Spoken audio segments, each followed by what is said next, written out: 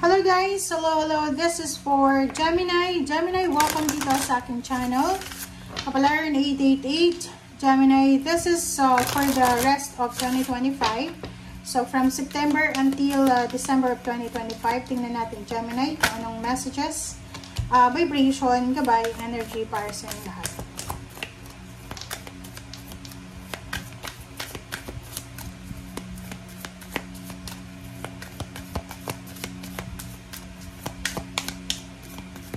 Okay, yung first card mo dito, Six of Diamonds, Events, Milestone.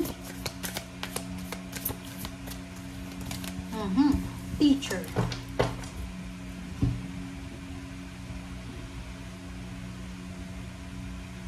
Okay. Gemini, isa ka bang teacher? Or ikaw ba ay ngayong August, September, ikaw ba ay magte-take ng board exam? Nagre-review ka ba? Kasi parang nasa iyo to eh. Sinasabi ng bara sa'yo na by the month of December, teacher ka na. Pwedeng makapasa ka sa board exam. Makakatanggap ka ng awards, ng rewards, ng congratulatory messages. Pwedeng yung iba sa inyo dyan, posibleng ikasal. May kasal kayo na isa-celebrate. Pwede ngayon na August, nag-aaral ka, nagre-review ka para sa board exam mo, para sa LET. And sinasabi ng bara sa'yo dito na posibleng lahat ng pinag-aralan mo, lahat ng nire-review mo sa ngayon, ay lalabas siya sa exam mo. And then, may positive results. Yun, makakapasa ka. So, congratulations in advance sa'yo. Yung iba naman sa'yo dito, this is Six of Diamonds. Mayroong ikakasal. Okay? It's possible. Mayroong ikakasal. May level up, may milestone. Dodoble yung 6 times, double na parang success. May mirror kasi eh. Yung halimbawa, kung masaya ka na sa ngayon, sa 4 months na to, doble-doble pa. 6 times na happiness ang mararamdaman mo because of the milestone, because of the success, because of the victory, because of the completion and achievements. Alright, Gemini.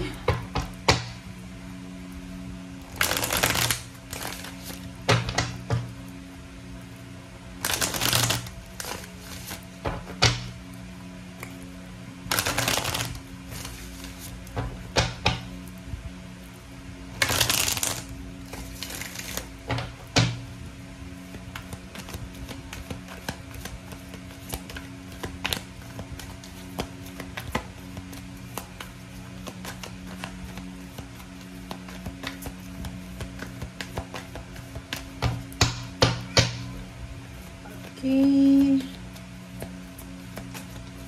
Wala lumalabas Okay. Rest and rejuvenates. Okay, Gemini. So, for the 4 months, for the coming 4 months, sinasabi ng barahan na importante na magkaroon ka ng time para makapagpahinga. Importante na magkaroon ka ng time para makapag-rest and rejuvenate, makapag-contemplate, makapag-meditate, and makapag-reflect sa buhay mo. So, spend time alone, spend time with the nature, spend time with God, spend time with your family, with your loved ones, and be happy.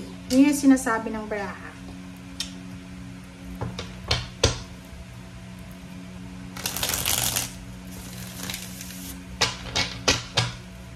Okay.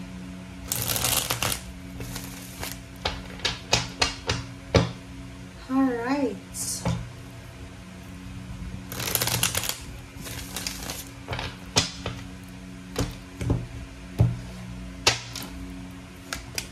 Okay, so Knight of Swords, Five of Swords. This is your energy. Napakaganda. Death card. And Five of Pentacles. Sa ilalim mo, the Devil. So, sinasabi ng baraha sa'yo dito, Gemini, na congratulations sa inyong lahat. Congratulations talaga, guys.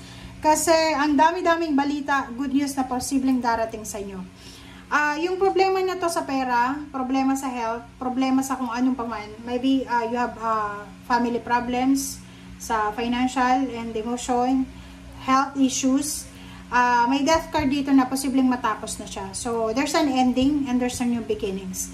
So, there's a death about the financial and emotional or health issue, magda-transform ito into the Three of Cups. So parang, halimbawa, yung problema mo sa pera, ay hindi na yan magmamatter because there's something na worth celebrating na balita na darating sa'yo. So, ihanda mo yung sarili mo kasi yun na nga, sa mga Gemini dyan, maraming balita ang posibleng darating sa'yo. Like for example, kung nag-a-apply ka ng visa, nag-a-apply ka ng, magte-take ka ng board exam, lilipat ka ng bahay, nag-a-apply ka ng mas mataas na posisyon, posibleng makuha mo siya by the month of December or November, parang gano'n.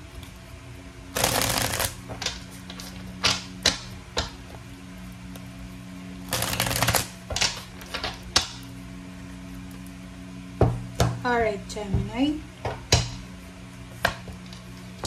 Yung problema nyo guys sa pera, kung may mga health issues sa family, like yung parents mo, yung siblings, or kung sino pa man na may problema sa pera, ay posibleng matapos na yan.